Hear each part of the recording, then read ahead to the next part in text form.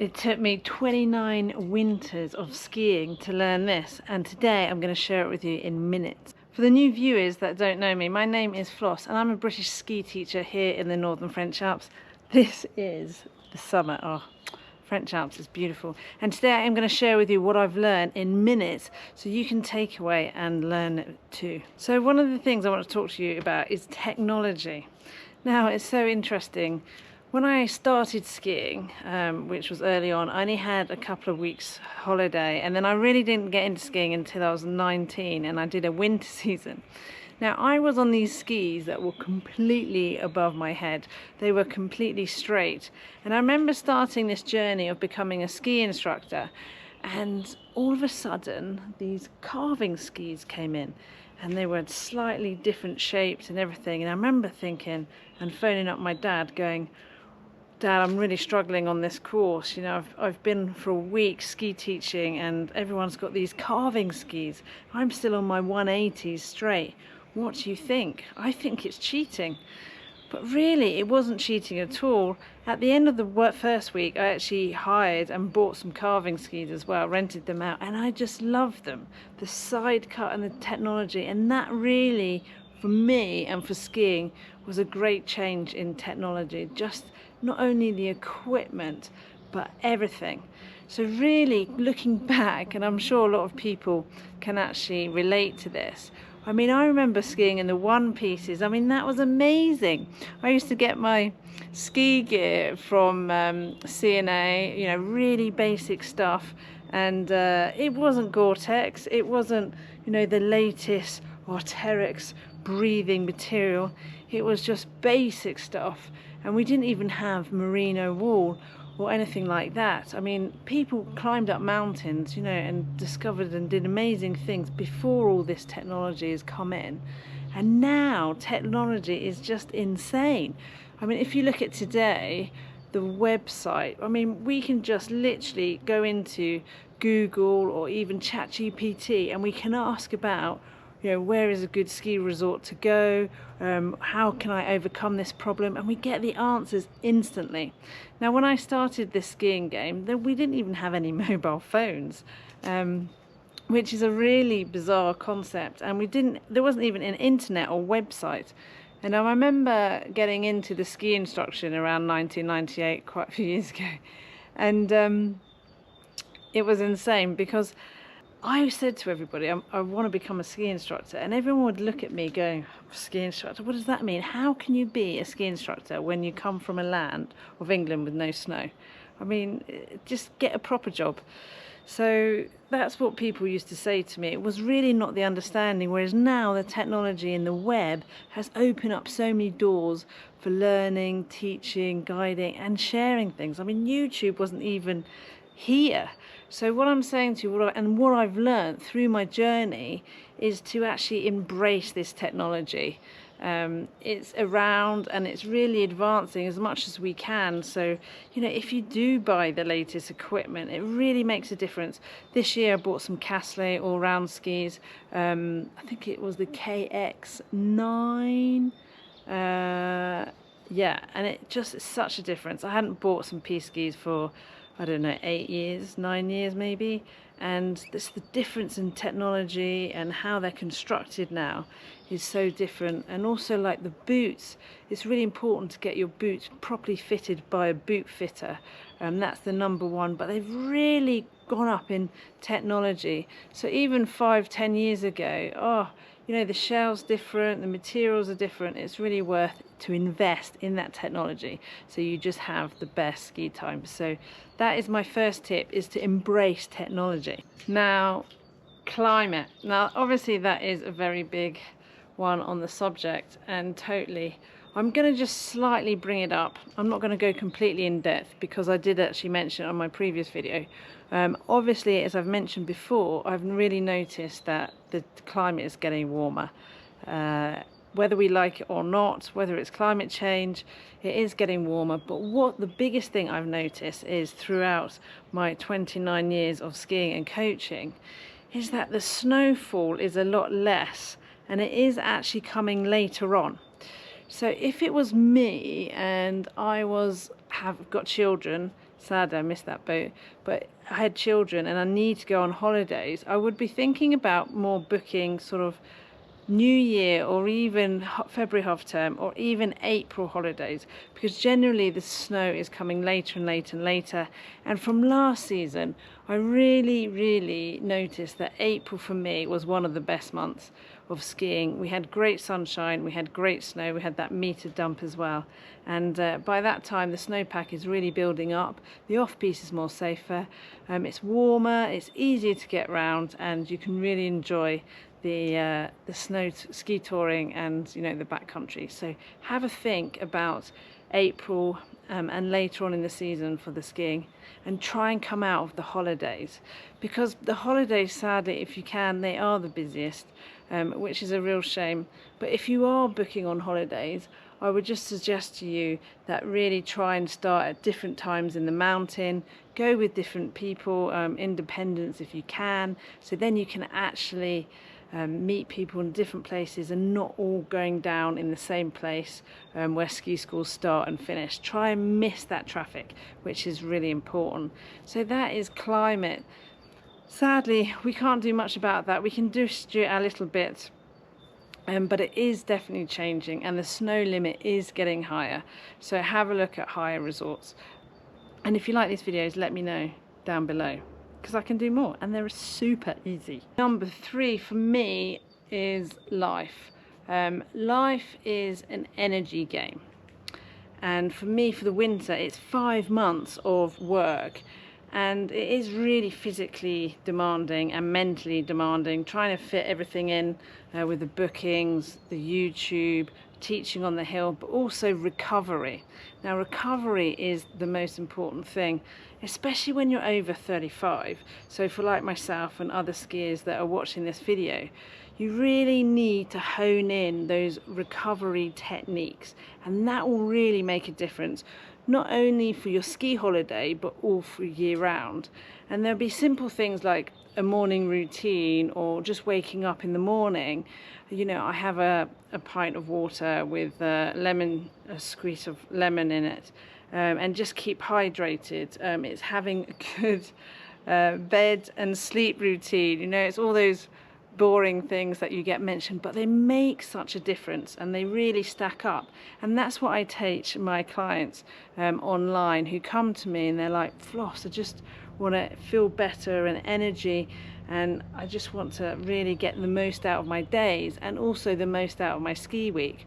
Now, it's very hard for most of you because you come from you come from the sea level and then you come up to altitude, and then you've got a massive, you know, intensive week that you've got to get all the ski turns in and make sure that your family and friends and you have the best time. So what I can say is just really read up on the recovery techniques and pay attention on your health and fitness.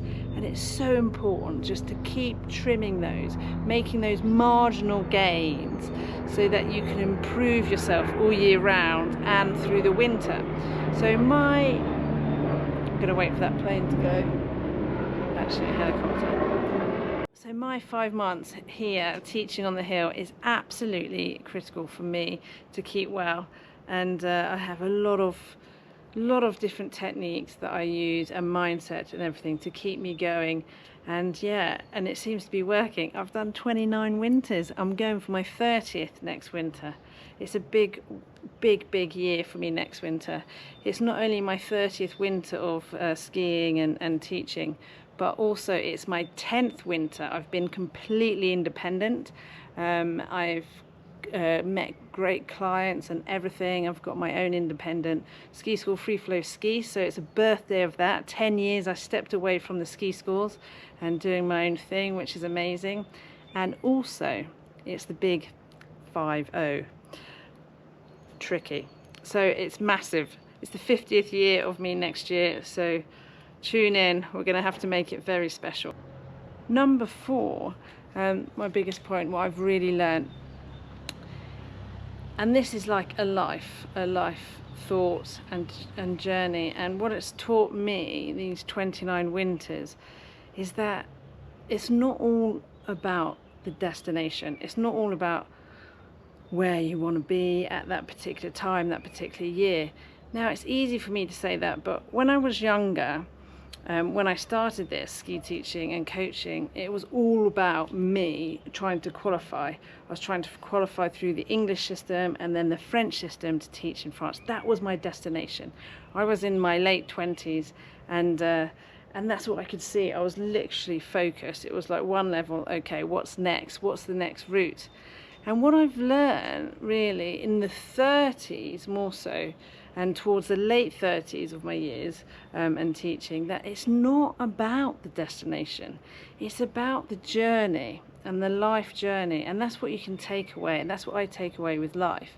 It's about the life journey. It's about my journey, who I met the most amazing people throughout the systems that we shared that particular time with, whether it was race training or sitting in cold ice baths because we needed to recover, or whether it's climbing up some peak or Mont Blanc with, you know, with some quality friends. And it's the journey, and that's what I love about my job. It's not about the destination, and it's definitely not about the money, because I could have actually been a pilot for the amount of money I've spent in this career, and also it's not all year round, so it's very seasonal. But it's about, really, for me, is helping skiers. And it's helping skiers to come off their plateau of just being stuck, to build them confidence, really to show them a plan that they can do it. Now, I'm no exceptional skier or person. I'm just a girl from the UK, no snow, and I've basically focused and disciplined to get to where I am today. And I just want to give you a takeaway that really it's about your journey. So wherever you go, whether it's going, you know, at the moment, just think about, okay, that's your destination, but it really is the journey. So maybe think about even simple terms if you're on holiday. So if you booked a holiday, I'm going in July, and you know, and it's off to Mallorca, I was thinking, you know, it's not just the holiday when you arrive in Mallorca. It's about the journey of how you're packing, how you get excited, how you're actually driving to get to the airport, how you enjoy the airport and the travel, and also the time in Mallorca. And it's about those quality relationships that I feel when I'm ski teaching and here. It's so important. So take that away from you, and remember, every day and every part of the day, life is a journey, not a destination. Now, if you like this video, don't forget to just press like, subscribe and notify, and share with friends as well. It's totally authentic.